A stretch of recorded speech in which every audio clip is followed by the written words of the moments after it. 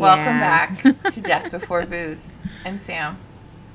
I'm Jen. Hi, Jen. Hi, Sam. We were just talking about how we changed our format a little bit because, you know, Jen always tells such scary, sad stories, and I tell, like, scary, sad stories, but they're really older, so we can have more, like, jokey time to make it not as scary and sad. So and sometimes our favorite ghost hunter makes an appearance, so we can always kind of rag on him a little bit, so it makes it a little bit lighthearted. Yeah, not to mention I know we screwed up multiple times, like who went first, who's on second. Like we did that quite a few times. So this is just easier. Yeah. So that's what we were just chit-chatting about. So you know, since you came in halfway through a conversation, because I can't stop talking. It's okay. So there's that. All right. So what is our topic today? We are talking about All Quiet on the Western Front. Woo, woo.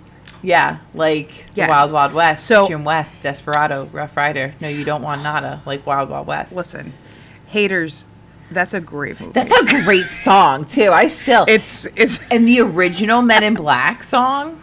We're going so good. Yeah, no, I can't. I can do all of it. Good. I rock out like so bad. Obviously, it's not a good movie, but it's a good.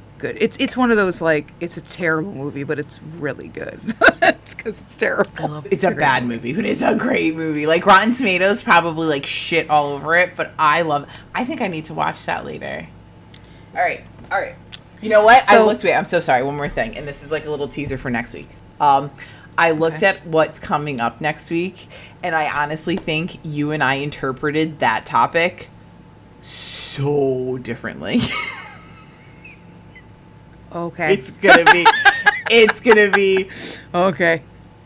I'm sure we both had a really good time with it, but we definitely did not think about this one the same. And I'm kind of excited for it because you're gonna be like, really, Sam, and I'm gonna be like, really, Jen. Uh-huh. Well, so stay tuned because for next week. Yeah, I was looking at the little behind the scenes, how we keep track of everything is we have like a Google spreadsheet, and like ahead of time Jen puts in all of the topics that we're going to talk about, and then like we fill it in with what we're going to do, like what we're each going to do, so that way we have like an idea as we're moving forward. I mean, very rarely do I stick to mine. I usually change it, but it's I was just looking at it this morning to like try and like get ahead, and I was like, oh yeah, we're doing very different things. Such different things. Like I'm excited. I'm glad I'm going second because I'm afraid for yours. Yeah. Well, stay tuned because that's coming. So it's fun. Okay. So I took this as we're doing the Midwest, or like, you know, so that's the area I focused on. Okay.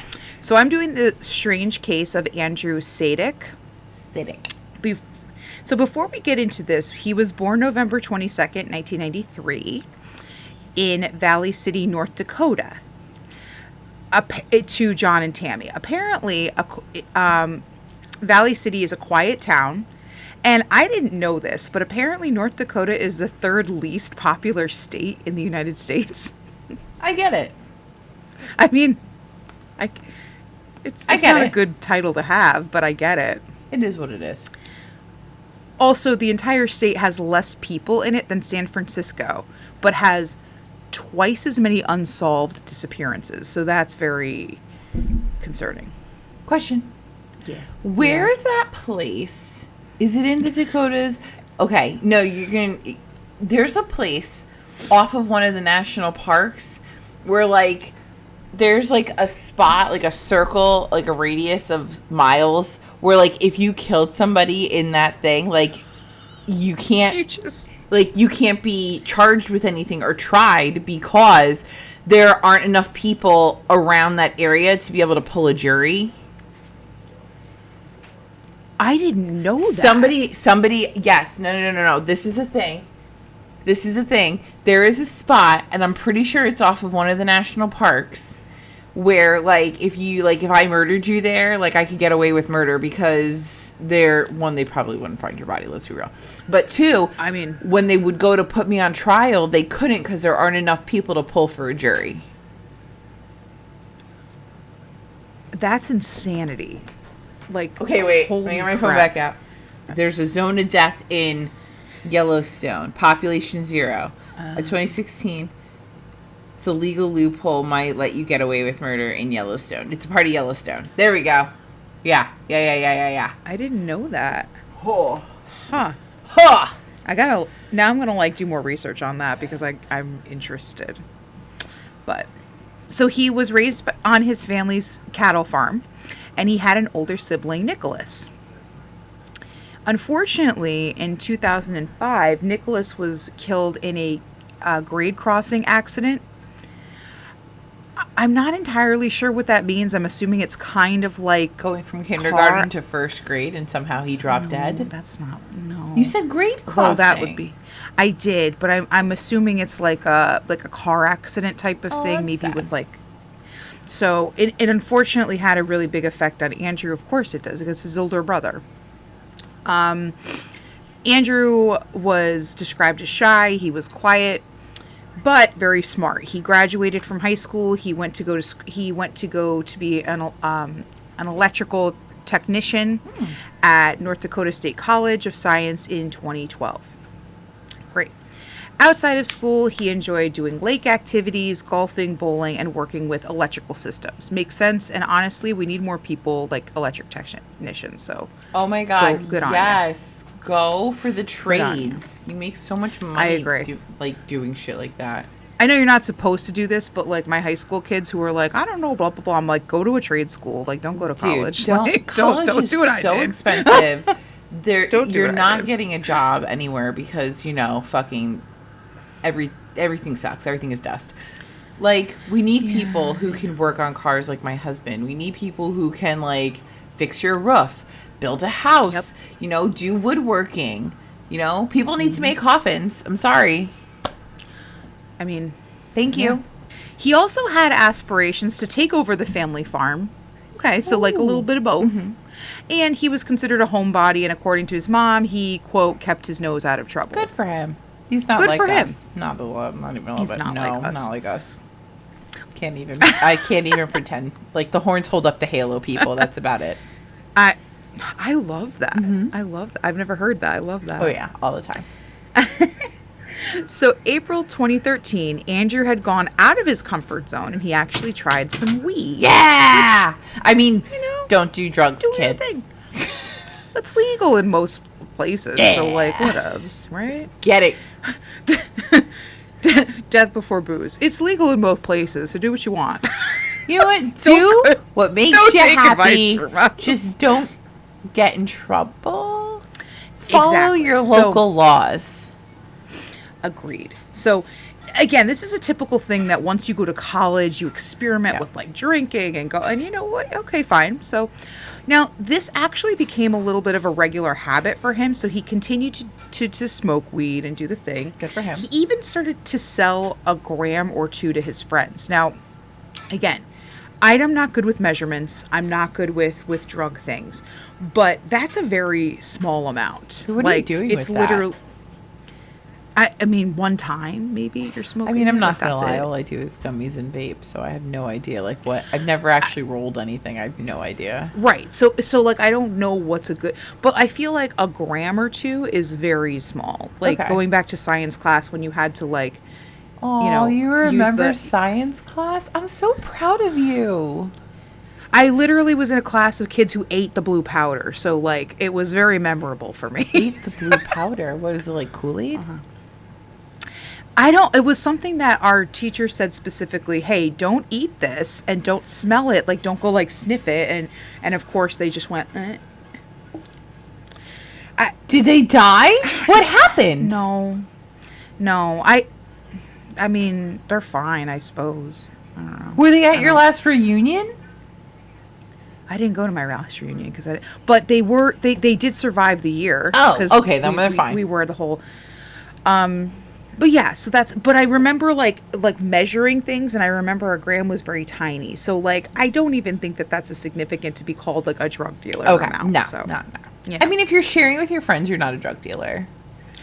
Exactly. And it didn't really bring in any money. He literally was like, here you go, type of thing. So it's not like he was making any money. Yeah, that'd be like, this. Hey, I need a pound of flour. Oh, I have an extra pound, but I do need the $2.50 for it. Exactly. Yeah. So, and that's literally it. That's all it is. Yeah. So, unfortunately, one of the people he sold to happened to turn out to be an undercover agent working for SMECA, which is Southeast Multi-County Agency, which is a local drug enforcement agency. So he got, I thought you said he was rough. just selling to his friends.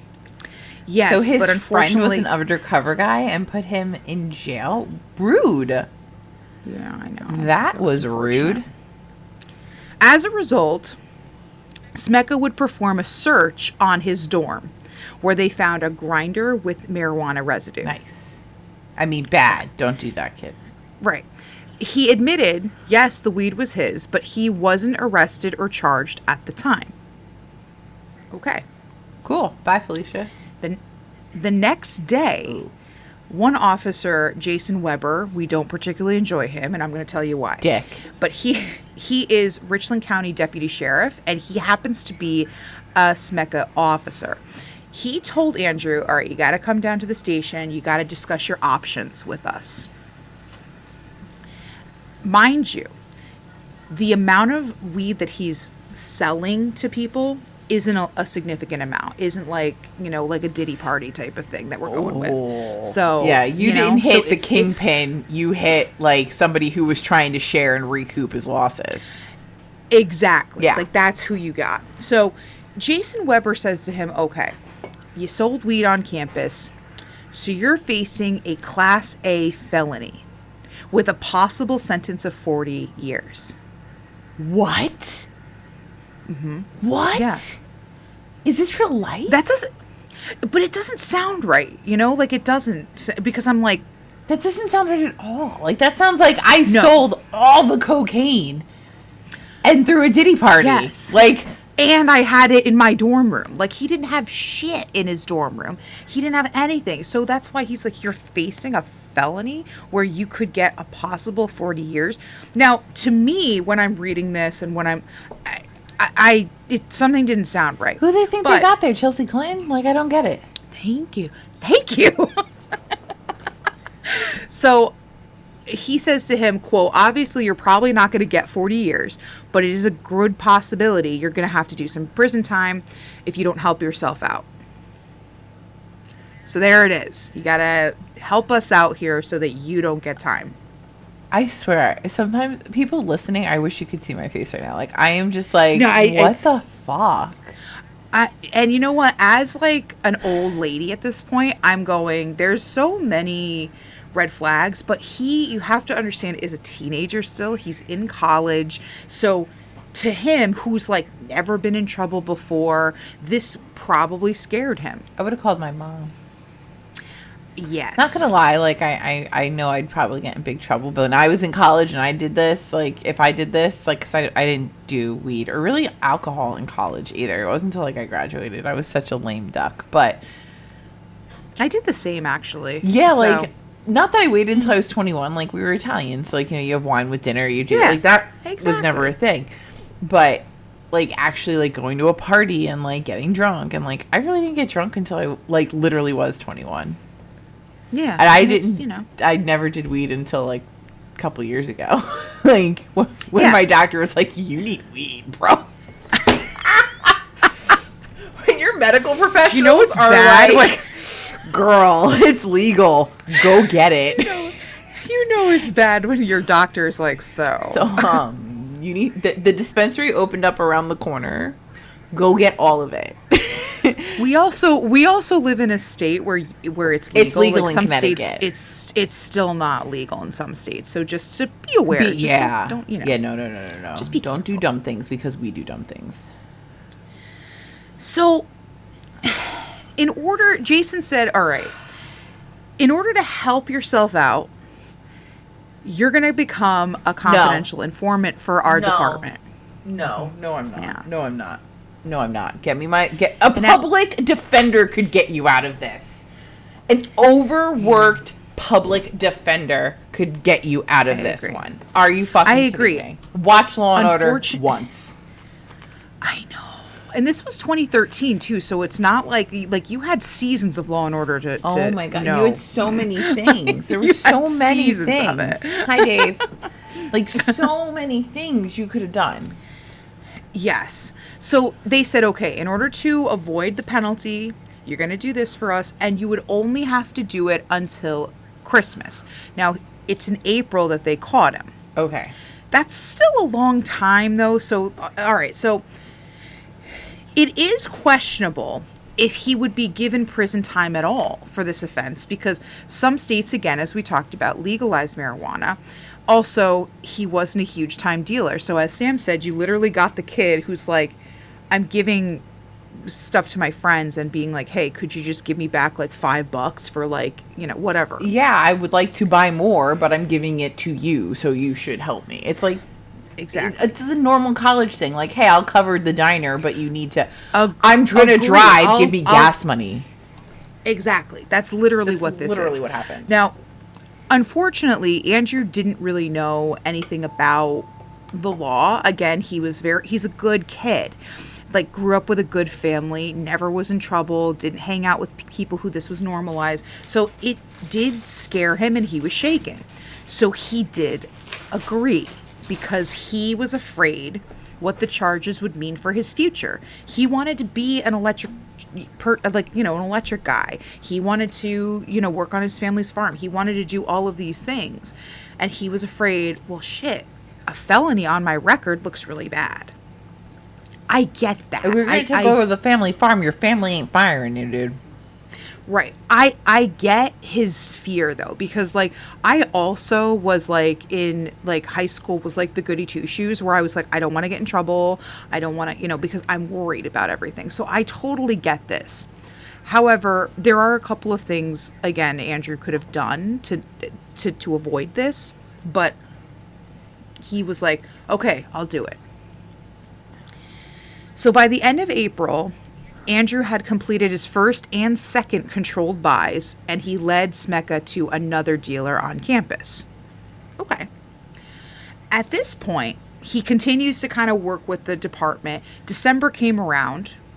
He's still complying, but he's not done yet. They didn't say you're good to go. When he buys the weed for Smeka, whatever it's called, does he get to use it?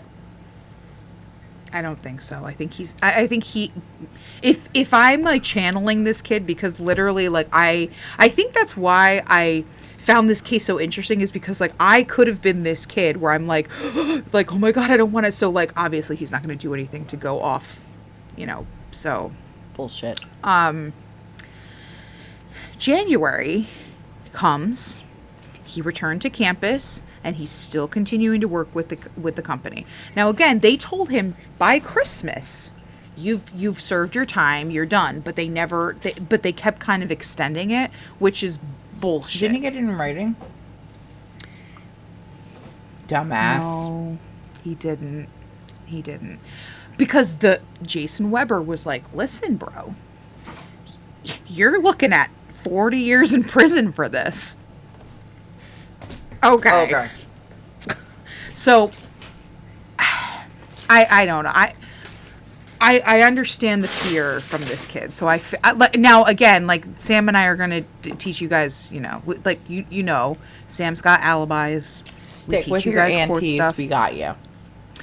So this won't happen to you because you're listening to us and you're doing the right things.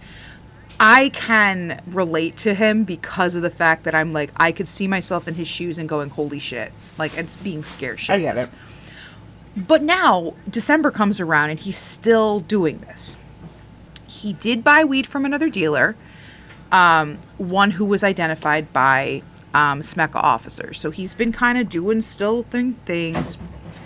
After this particular buy from this dealer, he stopped keeping up contact with the department. And he was told he needed to make one more buy from this particular dealer, plus another from a third-party dealer to fulfill his obligations. I want it in writing. In the meantime, he was preparing for his life. He was interviewing for electrician jobs. He started dating somebody, and they had a beautiful relationship. So everything seemed great. However, he's still hooked. So, the weekend of April 25th. Okay, so this is January when they're like, hey, by the way, you need to buy from this particular dealer again and all that. April. So that's 4 months later. He's still kind of working with them, but they haven't really kept main contact. He visited his parents. He tended to the cattle farm. He returned to campus that night, called his mom to just check in, you know. Couple days later, Andrew and a group of friends went to his dorm. They watched a movie. Maybe it was Wild Wild West. We don't know. Probably. Definitely. And yeah, probably, definitely. And everything seemed great. The next morning, his roommate noticed Andrew was gone. But he assumed, all right, went to go see his girl, whatever, then went to class right after. Not a big deal. Andrew didn't go to classes that day, and he didn't come back. Oh, shit. So his roommate and friends reported him missing to the campus police because they're like, this isn't like this kid. He's got good friends. If he's not going to go to... Exactly. Like, keep those friends, man. Like, those are the friends you need, not the ones who are going to, like, freaking leave you blackout drunk and never tend to you again. That never happened to me, but I'm just saying I watched something yesterday where I was like... Oh, my God. Yeah. So...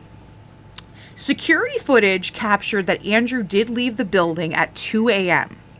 And he was carrying his phone, but it wasn't on. Which is weird. How do they know it wasn't on?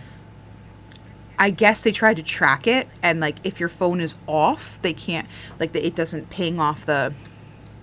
That checks. So Smecca assumed he bailed to avoid being a CI. So they were like, all right, we're going to charge him with 2 felonies in an attempt to motivate him to return.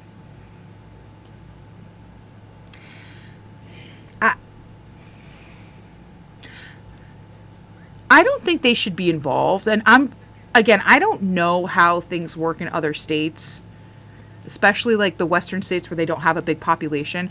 But like, you got to have a different department for shit. Like, let the police find him and actually deal with his missing persons. You don't have to be involved and be like, you know what? We're going to charge him with something because he fucking bailed on us. I'm so angry right now. So, so showing again, like they really gave a shit about his safety too, because they're like, you know what? He bailed on us. We're going to charge him with felonies. And that'll make him want to come back and work for us. You really give a shit about this kid, so good for you. Good. This didn't make him resurface, and he still remained missing. Because something's wrong here, but they're like, well, he just took off. Why the fuck would he take off? But not to mention, he was done with you. He was done with you. He was done with you 4 months ago. Now it's a year. Now we made it a year. It was supposed to be 8 months. Now it's a fucking year. Like, oh my God, get over yourself, you piece of shit. Fuck. I am so... Oh, I told you I was mad and I was trying to keep it in, but I can't keep it in anymore because this is bullshit. No, this is infuriating. So his parents found out he was a CI. They didn't know that he was working for the fucking company. So when they found out, they were like, what the fuck? And now that he has 2 felonies out for him, they're like, whoa. Okay, what's going on here? So then they had the conversation. They're like, hey, by the way, a year ago, your son was selling weed. So we said he has to become a CI. And his parents were like, the fuck? Then when did this happen? They assumed, same thing. He's embarrassed to say it to them. I get it. So, but they're like, what? So now they're super confused. Their son's missing. And they're like, how are you guys involved? Like, what's... And they're like, well, we charged him with felonies, so he'll come forward. Well, here's my other question. Like, he's been working with you for the past year. He's done everything you asked him for the past year. Yep. And now magically he stopped, like, he's gone. He's gone. Yeah. And immediately it's, oh, he's bailing. Like, I fucking can't. Fuck the government, man. Especially, you know the type of kid he is. Like, you know this kid. Yeah. Like, so why would that be your number one thing? And, of course, not like, oh, you know what? We're going to go have a search party. We're we're just going to tap on the fact that he has a felony. We're going to put it out there so that he'll come back. Yeah. That's not why he... so something's wrong. Yeah, I don't like it at all. So Andrew's disappearance and this new information put all eyes on the police department, especially the SMECA department, because what's happening? Like, what did you get him into? Yeah. Search parties went out and they searched, and they sent a 5-mile radius from the school, which included wooded areas, rivers, and fields, but there's no sign of him. His parents even pleaded on, TV and stuff for his safe return. But still, he's missing. Oh, boy. The efforts continued, and the parents and friends continued to seek answers. The police responses, though, were very underwhelming. I know we're surprised. I'm so shocked. Oh, my gosh. We're so what do you surprised. mean they didn't show up for their informant that they're pissed off at now? How dare... oh, my gosh. I mean... So there's this river called the Red River in the area, and it started to flood around that time because it's, this time where rain brings, spring flowers and all that. So anyway, so it started to flood, which it usually does during the spring. As a result, they called off the search because they said the water's too high, but in a month we'll continue the search. In a month? When the water goes down. No. They didn't fucking pick it up anyway. So they lied. Assholes. I hate everything. June 27th. So actually almost like a couple days ago. A local dive team happened to be doing training exercises in Minnesota. Minnesota? Yeah. That's how the river goes. Oh. And I guess it's similar. It's no, that's how why would you? You're like, what the fuck? How far is Minnesota from North Dakota? Keep talking. We're gonna figure it honestly, I looked it up and I'm like, is it, because I did the same thing. I was like, how far? But I assume because the river is obviously pushing stuff, whatever. But now a local dive team is doing just training exercises. Okay. At the bottom of the river, they find a body. No, I hate it. Mm-hmm. No. Body was later identified as Andrew through dental records. Oh my God. Toxicology reports indicated he had no traces of drug or alcohol in his system. Because he was a good kid. Yeah. How's your felonies going now, government? Yeah, right? Fuck you. Fucking go. So, the investigators would claim his death was drug-related. Self-inflicted because a small caliber gunshot wound to the head is what they found that he died from. Where did he get a gun? That it's Well, that's what they're gonna kind of put loopholes in. But the authorities did find a small caliber pistol that was missing from Andrew's family farm. So they assumed, because you know what happens when you assume, he took his own life. I'm so angry right now. However, it could not be determined that this was fact. Okay. Obviously. Because it's been so long. Mm-hmm. Andrew's backpack was found on him. It was filled with rocks. And he was wearing a jacket that he was not wearing on the security footage when he left campus. Oh, no. And his family said they didn't recognize the jacket. Oh, no. His wallet was missing. Uh-oh. And they never found the gun. The idea of self-inflicted seemed odd because why would you do this so far from home? Yeah. And why would you not be able to find the murder weapon? Because, yeah, sure, the river flooded and all that kind of stuff. But wouldn't you be able to find it? Because when you do, how many cases where the people have ended their own life, the gun's not far from them. So it disappears. We can't find it. And there's rocks in his backpack. Like, it doesn't make any... Like, yeah, to me, if I was going to kill myself and shoot myself, why do I even need a book bag? Why do I need to sink to the bottom of the river? I already am doing... Like, yeah. it's just... It doesn't make any sense. No. There's nothing in here that makes sense. Also, the day leading up to the disappearance, his friends and family confirmed he was upbeat. He was talking about future interviews he was going on. There were no signs of taking his own life. Now... I know whenever I read that, I'm like, you don't necessarily know. You never know. But when you kind of think about this particular case and this kid, I don't think that there would be anything bad unless he got with the wrong people, because I don't know, he's a CI and they found out. Yeah. So during press interviews, Tammy, Andrew's mom, told the press, police never fulfilled their promise to search the river once they were able to. And if the divers were just doing training exercises, that's how they found her son. Yeah. They would never have found him otherwise. Yeah. So she was criticizing the police, of course, and the SMECA office, because they didn't seriously explore options of the disappearance. They were just kind of, and she's like, I think he was murdered. And they're kind of like, well, yeah, they're like doing anything not to work. Exactly. So in December of 2014, his parents got Andrew's car back. And they said that the carpeting was completely wet. And there were several inches of water in the spare tire. This to them suggested someone had killed Andrew, put his body in the trunk, driven it to the river, and then they returned the car to campus. But, are we ready for this? The security footage, of course, for the parking lot wasn't functioning that night, so... I am so surprised. Yeah, we're surprised. Can't believe that happened. Someone also spoke to Andrew's mom, reporting to see 3 people cleaning a car similar to Andrew's the night of the disappearance. Now, again, it doesn't look too out of the ordinary, because they're like, all right, but like still. Yeah. Yeah. Going back in time, August 2014, Tammy called the North Dakota Attorney General, Wayne Snetchen.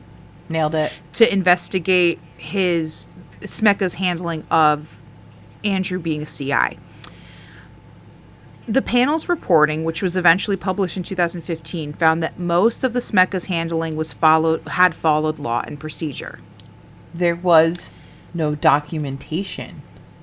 I agree. How is that? They're just willy-nilly like making people CIs and not having them sign anything about it? Mm-hmm. Fucking bullshit. But the investigator did say they did suggest placing SMECA under the authority of a BCI agent, as the agent was not only one of the 2 multi-jurisdictions. So like I had said before, let the police do their thing, let this do this thing. So this recommendation was followed. I'm so fucking glad it took fucking somebody to die for them to actually figure this out. I'm so mad right now. December 2015, so a year later, CBS News highlighted Andrew's case to show similarities in a prior case. Ooh. Because a student from campus, the same campus, was also arrested by SMECA officers. Unlike Andrew, he refused to be a CI and he asked for a lawyer. Good. So the cops told him, a lawyer's not going to help you. But after leaving the interview, the kid obtained a lawyer, received a 2-year probationary period, and an $800 fine. Yeah. Which is way less than the 30 years that the officers had threatened. Always ask for a lawyer, kids. Oh, but the lawyer's not going to help you. No, I don't give a shit if the lawyer's not going to help me. Put him in here because I'm not doing this.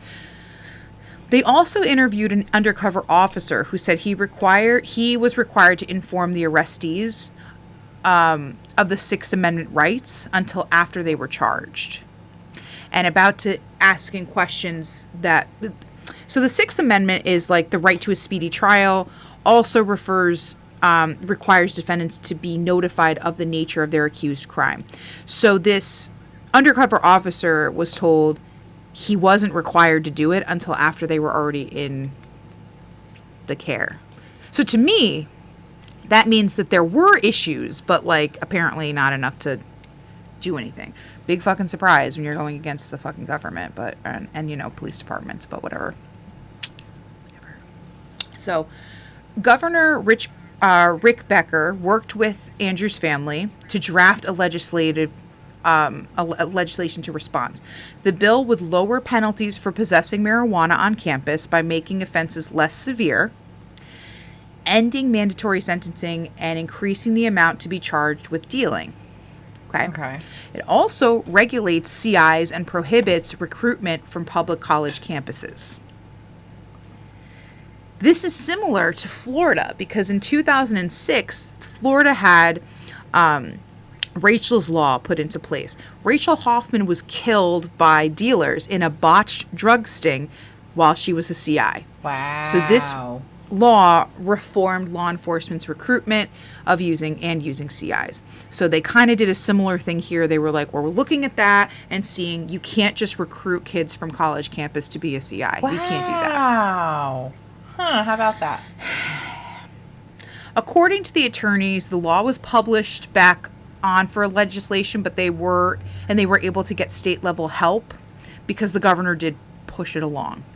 The bill is called Andrews Law. It was signed in by 2017. Nearly half of the states have begun to re-examine laws pertaining to police informants, but only Minnesota has passed a law specifically aimed at protecting CIs. So, way to be, Minnesota. Yeah. On the 2-year anniversary of Andrew's death, his parents filed a wrongful death lawsuit against Jason Weber. Good. Because they said you didn't follow proper precautions while Andrew was working for him. Unfortunately, it was dismissed. 2022, they filed another action, also dismissed. I was going to say, I would have hit everybody. The department, the police, everything, and saw what stuck. Because I absolutely would have done the same thing. Mm-hmm. Yeah. And unfortunately, yes, the cases were dismissed, but like it still caused enough of a stir that they're like, oh shit, we have to do. We should fix something. Yeah. The judge has said that there was none and perhaps never can be any evidence of how, where, or why Andrew's death happened, but people can only speculate. Which okay. Yeah, okay. Despite this, his parents are not discouraged. Quote, we know that Andrew did not take his own life. Yep. Someone knows what happened in the early morning hours of May 1st. We are always hopeful that the truth will come out. So they're still kind of fighting for justice on that one. I say it all the time. Somebody knows something. Yep. So in 2022, Jason Weber, that same fucking asshole, he was running for sheriff. No. Oh, no. Like, and his family and the others and people were outraged by this because, he lost the election. Thank God. But they have there is actually a Facebook page for Justice for Andrew Sadek, which you can see when the guy ran for sheriff, people were like, oh, fuck this asshole. And it's so great because they were like, they were slandering the shit out of this guy because you're going to run for sheriff and you got somebody killed. Like, what's wrong with you? Yup. So, and there is an AMC show called True Crime Story. It Couldn't Happen Here. And Andrew's case is season 2, episode 2.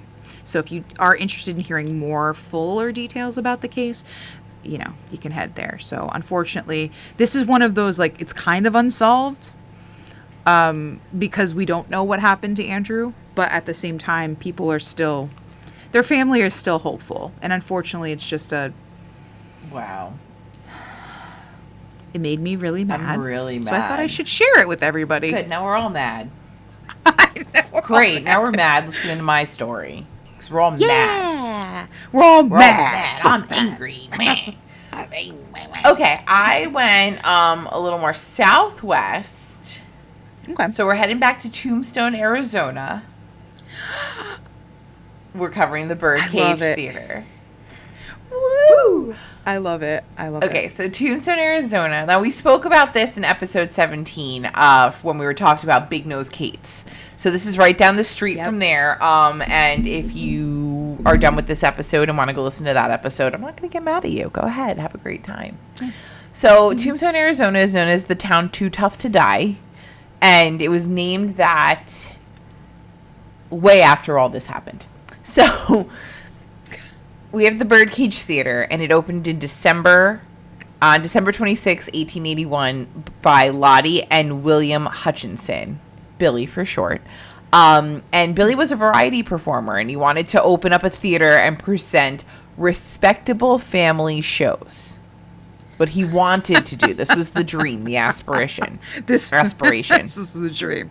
So a Disney type of theater. They were having they wanted like, a legit Broadway theater, like with legit shit, variety shows, all that stuff. They hosted ladies' night, so the respectable women of Tombstone would attend, and they could attend for free on ladies' night. But this didn't really work out so well financially. Yeah. So we had to cancel ladies' nights. And then we had to start... Sorry, ladies. Well, I mean, you could still come, but somebody had to pay for you. You have to pay. Then they started offering more basic entertainment that appealed to the gunslingers and miners that were around, and not the highfalutin 12 people that lived in Tombstone, because Tombstone was a mining town. They were mining for silver. It wasn't a, big metro. They wanted it to be very metropolitan. It was not. It was not that at all. I mean, if you watch the movie Tombstone, it was not that. It was not that. So soon, the Birdcage added casino, saloon, and brothel to their list of things. Not just a theater. And the sex workers there were referred to as the soiled doves. I don't like that name. I don't either. I get it. Yeah. But I don't like it. I'm going to preemptively let everyone know that sex worker is the correct term right now. Unfortunately, when a lot of this happened, ladies of the night, soiled doves, prostitutes, that was what we referred to them as. So I believe there are a couple of quotes throughout this where prostitute is used. So I'm very sorry. Normally I would say sex worker, but I can't misquote. So I apologize now in advance. This is just what it is. Okay. So there's a picture above the bar, or there was a picture above the bar of a dancer who has very little clothing on. Okay. And in this picture, to this day, there are 6 bullet holes and a knife slashed through it. In the 8 years, the Birdcage was open, over 148 bullet holes decorated the Birdcage's theater's walls, ceiling, and floors from gunfighters and the local miners. So this is my favorite part. If you remember from the movie Tombstone, and I'm going to keep referencing it because I love this fucking movie. Like, when they were watching the shows, if they liked what was going on stage, they would start shooting instead of applauding. If they didn't like what was going on stage, they would shoot at the people on stage and get them off. Like, shooting was like, they didn't give a shit. It was fine. We're just going to shoot everything and everyone. Shoot it, stuff it, or marry it. That's all that was going on here. Oh, my God. Yeah. So, in the theater, there were 12 balcony boxes where people could watch the shows from. And, Wyatt Earp had a balcony, and the Clancy gang had a balcony. But after the shows were done, these boxes would kind of turn into where the girls went, and they each had their own. There were also, after the shows, they would clear out all the chairs from the thing, and they'd have dance parties at night. Like, this was like, you could dance until the morning. We're having a rave in the Wild Wild West. And from the ceiling, they had bird cages that the women could climb into, and they would erotically dance for the men below. And this is kind of where the Birdcage Theater came from, because we had the bird cages. Oh, okay. Yeah. In the basement of the theater, there is the infamous Birdcage poker table. And this poker table is where the longest poker game ever was played. It was $1,000 to buy in, and the game is reported to have run 24 hours a day from 1881 to 1889. So 8 years, 5 months, and give or take 3 days. Did they like leave the table and be like, hey, don't move our stuff, like when you're playing Monopoly and you can't come back? No. So, I mean, obviously the poker dealer would change out and the people would change out. Like, you would just take your winnings and go. Right. But, like, at all times, there was somebody dealing poker. There was somebody playing poker at this table. There was no Got it, shutting okay. down the table. It just went. The dealers would change out. The people would change out. I mean, Adolphus Busch. So it's like rotating. Yeah, so like Got it, Adolphus okay. Busch, like, you know, from Anheuser-Busch, he played, Doc Holliday played, Wyatt Earp played, Morgan Earp played, they all played, Virgil Earp. They would come in and out, the Clancy brothers, Clayton brothers, whatever the fuck their names are, they would come in and out. Like, this game was just constant. It is estimated that $10 million was exchanged in the game during the 8 years. During then. So right now, in today's money, that would be $315,161,764.71. Wow, that's a lot. Holy shit. And the Birdcage kept 10% of that. Huh. Fun. Yeah. Okay, so one of the first acts that was ever at the Birdcage Theater was Mademoiselle de Graville. Her Christian name was Alma Hayes. She was known as the female Hercules and the woman with the iron jaw. She specialized in picking up heavy objects with her teeth. Oh, with her teeth. Okay. All right. Her Go teeth. get it. A fan favorite at the Birdcage was Cornish wrestling competitions. Wrestling. I got it in there for you. Magic shows were popular. They featured one magician who said he could catch a bullet with his teeth. And as I'm sure you can see this going, the rough crew they hosted, one of the magicians, one of the people, like the miners, was like, bitch, I got this. And the magician's like, I don't love this. He barely escaped with his life when someone from the show just started shooting at him. He's like, wanna bet? I mean, to be fair, though. To be fair, though. If you're gonna claim you can stop a bullet with your teeth, I'm gonna be like, you know what? Let's test that. Yeah, Dave. You can't. Dave. You can't. Come here. You can't not do that in this type of an atmosphere where they're shooting if they like the performance. So, I mean, but the guy needs to prepare. Like, as he's giving his thing, I can catch a bullet in my mouth. Like, don't say he that. needs to, like, get, like, okay, I'll tell you when to shoot so I can time it out. Like, you don't just start shooting him off the stage.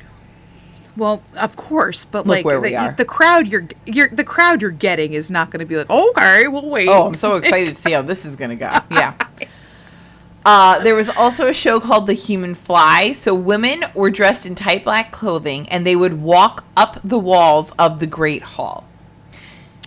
Unfortunately, these performances had to be canceled because one woman, when she was up in the middle of the ceiling, her shoe came loose and she fell in front of a live audience and absolutely just died. Fell right on her head. Wow. Dead. Wow. Yeah, not good. Other entertainment included masquerade balls featuring cross-dressing dancers. This is where, miners could drink and dance all night. And they did this every night, like I was saying before, with the bird cages. In March of 1882, miners in the Grand Central Mine hit water at 620 feet. And at first, it wasn't that big a deal because they had pumps to pump out the water. But then, erosion happened. So more and more water came in. And they couldn't get to the silver anymore. So because of this, miners weren't exactly making a lot of money, and the birdcage started to go under. So the birdcage was sold to Hugh McCrum and John Struth. Then the Grand Central Mine bought these huge Cornish engines, which I don't understand why they're different, but this helped keep the water pumped out for longer. So they had a few more years of doing mining shit and getting the silver out. On May 26, 1886, the pump plant failed and burned to the ground. So after that, the price of silver slid to 90 cents an ounce. The remaining miners were laid off. Many residents of Tombstone left, and the Birdcage Theater closed in 1892. So at least 26 people died at the theater due to tragic accidents during shows, shootings during rowdy poker games, even suicides for desperate sex workers looking for a way out. And unfortunately, although they may have left the living, they never left the birdcage. Mm-hmm. Okay, so here we go with the Great Hall. The Great Hall is obviously where the theater is. And it is the most haunted area in the building by far. People report smelling cigar smoke and whiskey. Visitors have claimed to hear somebody singing, even though there's no one performing on the stage. There are claims of people hearing disembodied laughter, talking, the sound of rolling dice, the sound of cards being shuffled, and strange noises coming from the balconies as well. Remember what happened in those balconies? Ooh. It's super funny. There's an episode of Ghost Adventures, and Zach is obsessed with the fact that this was a brothel, that this was a house of ill repute. He is so obsessed. I know you're shocked, but he's like, I'm shocked. You know, the sex workers, I'm going to have sex with a ghost. Like, he's like so about this. Like, yeah. Exactly. But at one point, they catch an EVP, and it does sound like they're interrupting somebody on one of the balconies.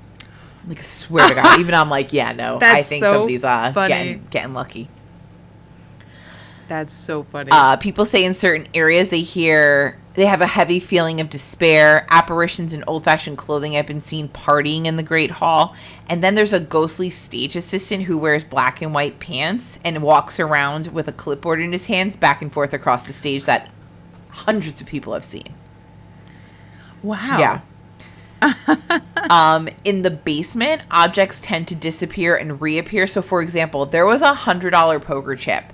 And when the current owners bought the place, they saw this $100 poker chip and they're like, that looks really old. We should get this examined. So they took it off the table and put it in their safe for, like, obviously safekeeping until the experts could get there. They opened up the safe and the chip was gone. Get out. Yep, it was not there. They could not find it. So the experts were like, all right, bye, Felicia. And they left. And, like, later that day, they opened up a desk drawer and the $100 poker chip was in there. They're like, it's not leaving. You're not getting Nope, money off you're not of this. taking this.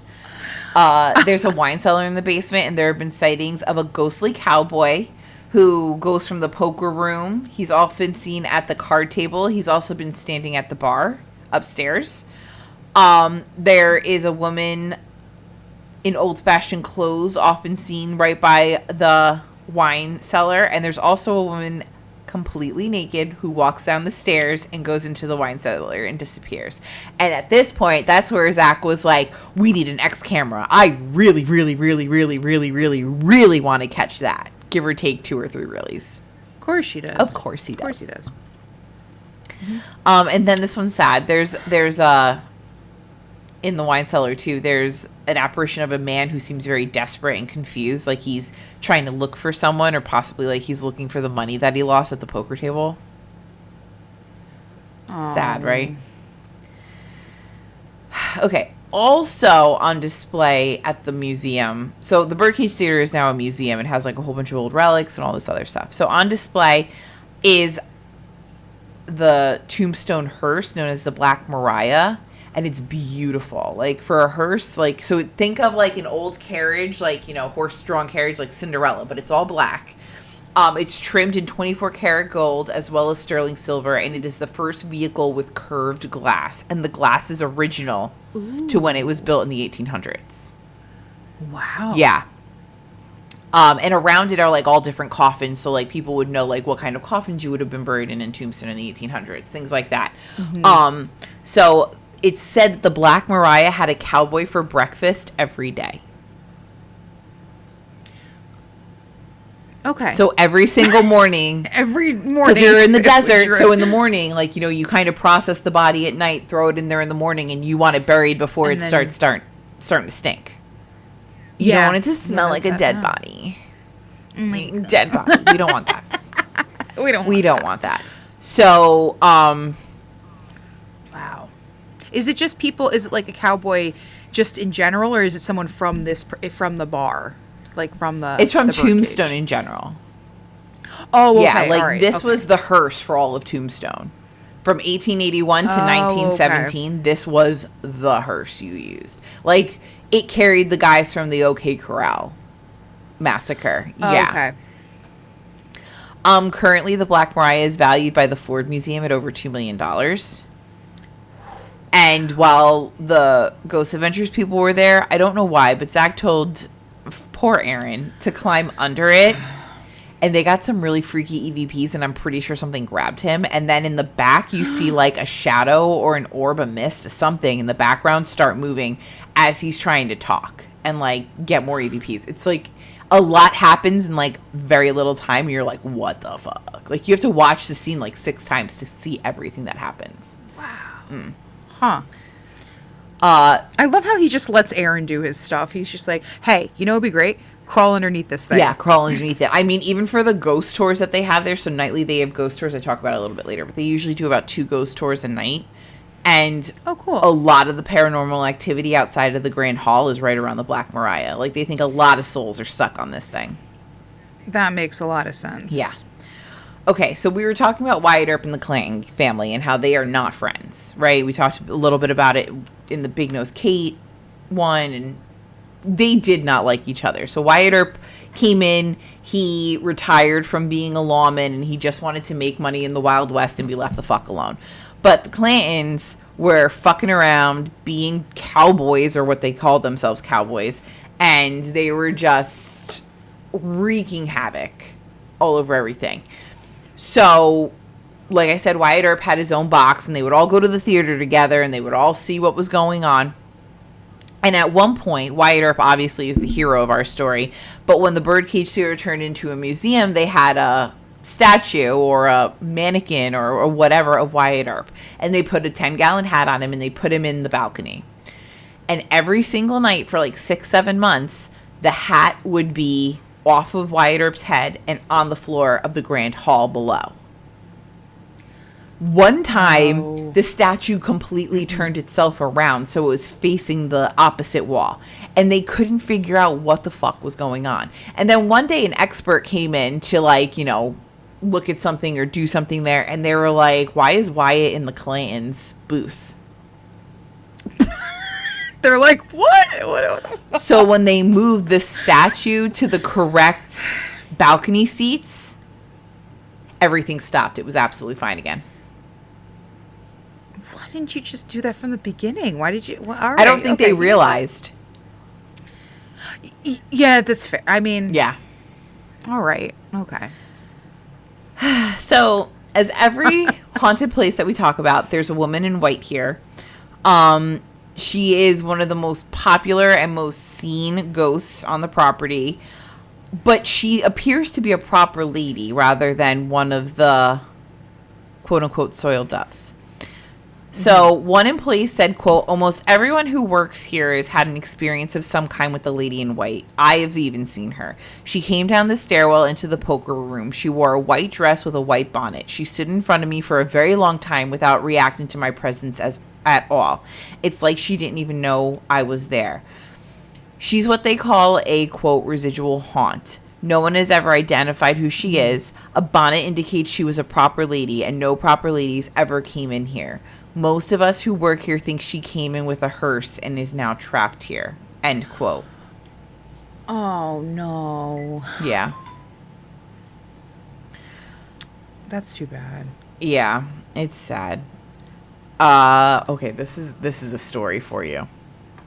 So, Tombstone's grisliest murder. The grisliest murder at the Birdcage Theater was in 1882, and it involved 2 sex workers. Little Gertie, known as Gold Dollar, was employed at Crystal Palace, which was a rival brothel to the Birdcage. And then Margarita, her like biggest competitor, was the belle of the Birdcage. So now there's this guy, Billy Milgrain. All right, this is definitely like a Jerry Springer moment. So he was Gold Dollar's beau. Live-in boyfriend, hung out there, gave all the money, whatever. Oh, no. And then one day he got caught entertaining the tall, quote, tall, dark, and willowy Margarita. So Margarita really wasn't afraid of Gold Dollar. She was like kind of petite little thing. But she had been warned, like, quote, Gold Dollar's a gutsy, gritty woman. That's how they were. I would say she was scrappy and dangerous. So one night, Gold Dollar's walking down the street and like looks into the theater and sees Margarita sitting in Milgrain's lap. And that was it. Gold Dollar lost her shit. She went in, grabbed Margarita by her hair and stabbed her with a double-edged stiletto knife that she had stashed in her garter. And she did this in front of a crowd. Like, she gave zero fucks. So she hacks out Margarita's heart and holds it in her hands. And witnesses say when she threw it on the ground, the heart was still pumping blood. Holy, wow, this lady. She's my idol. I mean, she doesn't give a she fuck. does not give a fuck. Like, here's the last fuck she had, and she flicked it like a cigarette. Wow. So after she threw the beating, bloody heart of her rival to the ground, she goes, oh shit, I should go. So she runs away. Wasn't too long, she was apprehended, but she didn't have the knife. They searched, they couldn't find the knife. Nobody found the knife. And because there was no murder weapon, even though there were dozens of witnesses, no charges were filed because there was no evidence. Oh my God. That's incredible. Not in a good way, but it's incredible. So today, visitors say that they see a sex worker, and one person says, quote, I saw an apparition of a young woman who opened the curtain. She was between the ages of 18 and 20. She was leaning on the balustrade, nailed it. And when she looked at the balustrade, nailed it, she seemed to say that the place was unoccupied and there was no one in the alcove. She was only wearing her bloomers, so she stood out. Huh. So they're saying that this was probably Margarita, and now she's stuck there. And just to close this loop really quick, Gold Dollar's knife was finally found a century later behind the birdcage, sitting on the ground at the back door. I'm sure they didn't search very far if it was freaking right damn there. Jen, one day it just showed up. It showed up perfectly clean on top of the sand at the back door a century later. It's not like, they kicked up dirt and it like showed up. No, they didn't dig. They didn't move anything around. It's not like a storm. It just one day somebody walked in the back and it was sitting outside the back door. And they knew that was her knife. It was a double-edged stiletto from the 1800s.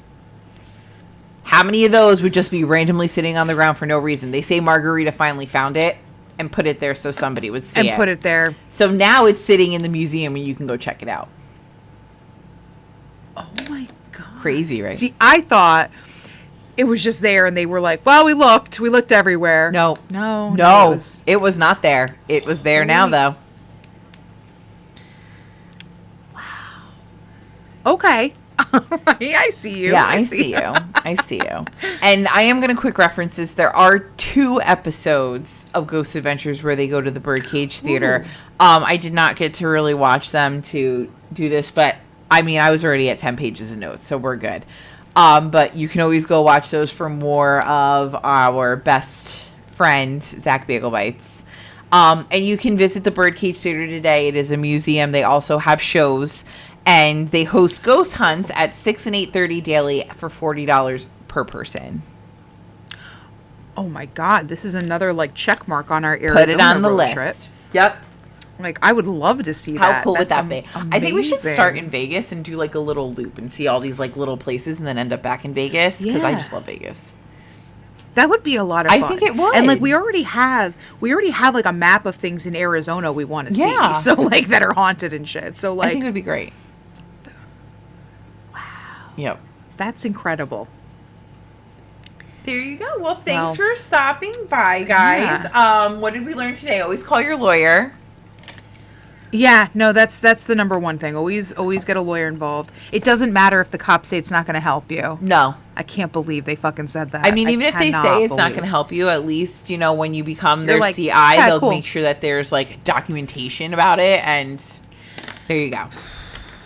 Yeah. Just don't handle it on your own. Always get a lawyer. Even if you have nothing to do with it, get a lawyer. It's so much easier because they can twist your words no matter what.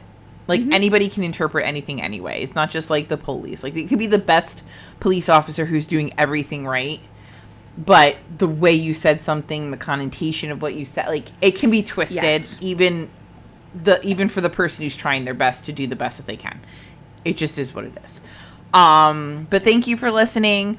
If you love what you heard and want to know more about, like, our sources and our pictures that we talked about, because there are tons of pictures from the Birdcage Theater of orbs. There's actually a picture on there of a face that's lit up in some way, shape, or form in the Grand Hall, which is really cool. There's the mist of the woman in white. So go to our website, Death Before Booze, check all of that out. Our sources are also there. If you're all caught up and want more of our craziness, feel free to join our Patreon. It's $5 a month. But we totally understand, you know, that might not be doable for some people right now. So as long as you're on our socials, you know, like, share, save, do all the things. Please write us a review on Apple or Spotify. That helps us out a lot. If you want some of our merch, you can go to our website, deathbeforebooze.com. And I think I got everything just in a very disjointed order. But I love you. I'll see you next week. Bye-bye. It's fine. Love you guys. Stay spooky.